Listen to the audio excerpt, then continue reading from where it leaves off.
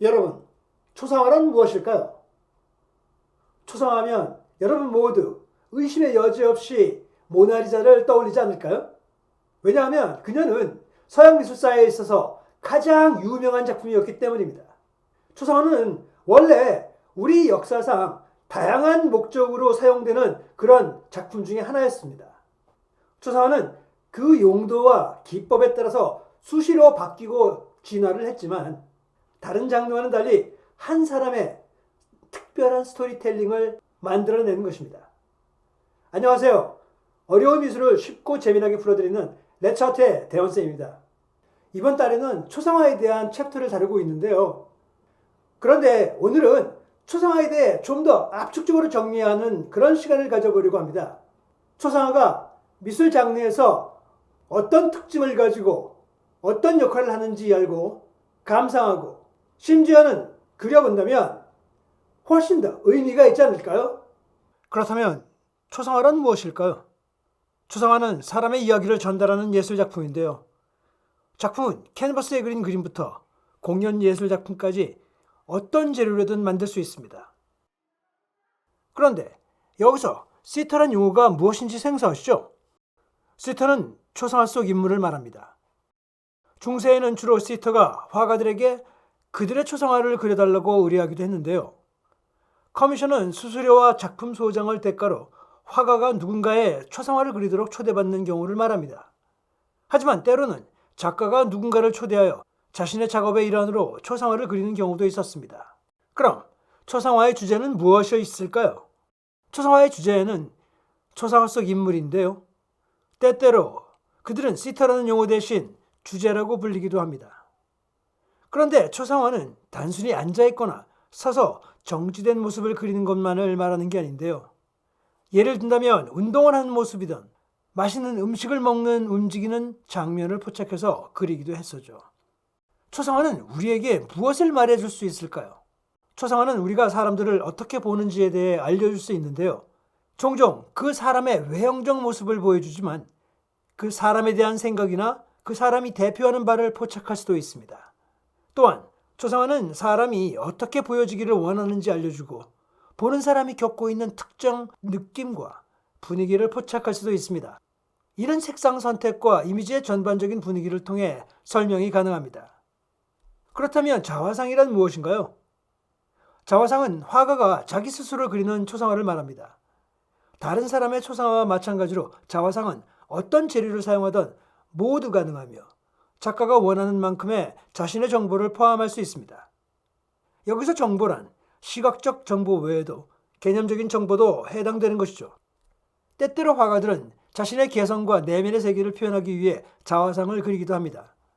그래서 자세, 몸짓, 표정 같은 요소는 화가의 기분과 성격에 대한 중요한 단서가 되죠. 그럼 초상화에서 무엇을 배울 수 있나요? 일반적으로 미술사에서 여성의 초상화는 아름다움과 겸손을 강조했습니다. 그와 반면에 남성의 초상화에서는 때때로 권력과 지위를 나타내는 데 사용되었죠. 하지만 최근의 초상화는 어떤 제한 없이 무한한 형태로 등장하며 더 이상 신분의 표시가 아니라 사람의 삶을 탐구하는 방법으로 변했습니다. 초상화는 대체 어떤 역할을 할 수 있나요? 네, 초상화는 많은 역할을 할 수 있습니다. 초상화는 화가가 자신의 내면 세계를 보여주고 싶은 것을 표현할 수 있게 해줍니다. 또한 시청자에게 슬픔, 행복, 치유, 공포 등의 감정을 느끼게 할 수도 있습니다. 더욱이 그것이 개인과 그들의 삶에 중요성을 부여할 수 있는 것이죠.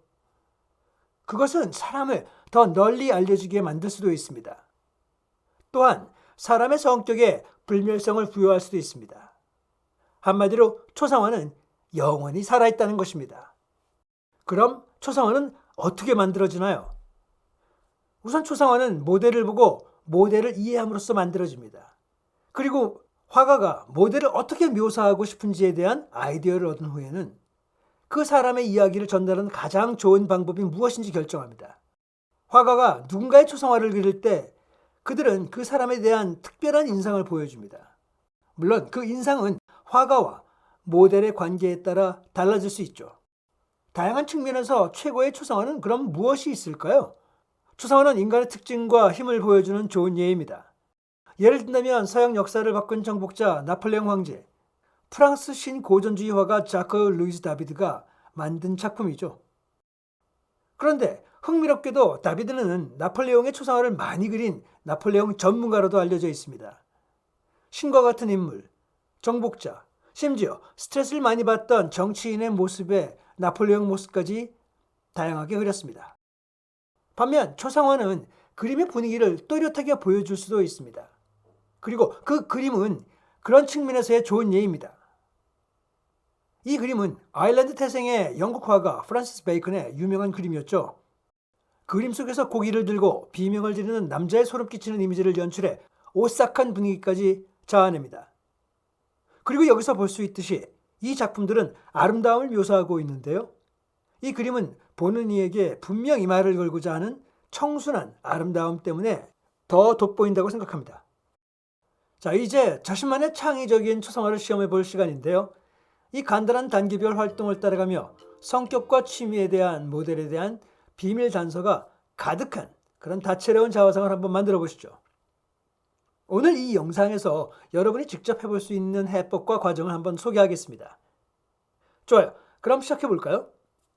우선 재료는 종이, 가위, 풀, 제도용 연필, 색연필이나 크레용, 색종이나 스크랩종이, 양털이나 끈 등이 필요합니다.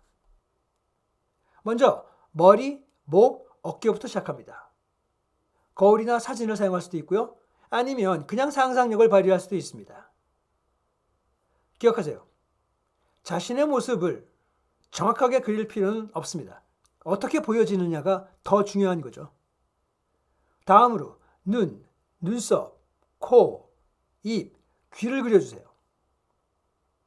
원하는 색상으로 얼굴과 목을 색칠해 보세요. 그러나 콜라주하거나 또는 둘을 혼합할 수도 있습니다. 이제 얼굴에 나타나는 그림자와 빛을 보고 색칠해 보세요. 만약 여러분 중에 안경을 쓴 분이 있다면 안경도 추가해 주세요. 또 다른 옵션으로는 색종이에 그림을 그리고 잘라낼 수도 있는 콜라주 기법도 가능합니다. 그런 다음 머리카락을 추가하십시오. 색상, 종이 또는 끈을 사용할 수 있는데요. 끈을 사용하는 경우 먼저 종이에 접착제를 바르고 끈을 한 번에 한 가닥씩 페이지에 붙여줍니다. 다음은 옷을 채색하는 것입니다. 원한다면 모자나 헤어 액세서리를 추가할 수도 있습니다. 이때 헬렌 트레보 자화상과 힐다 반 스톡홈의 자화상을 살펴보세요. 자신들이 아티스트임을 보여주기 위해 아티스트 팔렛을 어떻게 포함했는지 확인할 수 있을 겁니다. 좋아하는 장난감, 악기, 미술 재료 등 추가하고 싶은 그런 특별한 물건에 대해 한번 생각해 보세요. 그것이 여러분들을 상징하는 것이죠. 초상화를 마무리하는 단계에서 추가하고 싶은 어떤 세부사항을 그려도 좋습니다. 앞서 말했듯이 콜라주나 그림만 사용하여 시도해 볼 수도 있고요. 아무튼 자, 이렇게 이제 끝났습니다. 이 작품 어떠세요? 꽤 멋있죠? 여러분도 이렇게 재미있게 즐기시고 시도해 보시길 바라며 영상을 마칩니다. 이 영상이 오늘 마음에 드셨다면 구독과 좋아요 버튼을 눌러주세요. 감사합니다. 그럼 다음 시간에 또 뵙겠습니다. 안녕.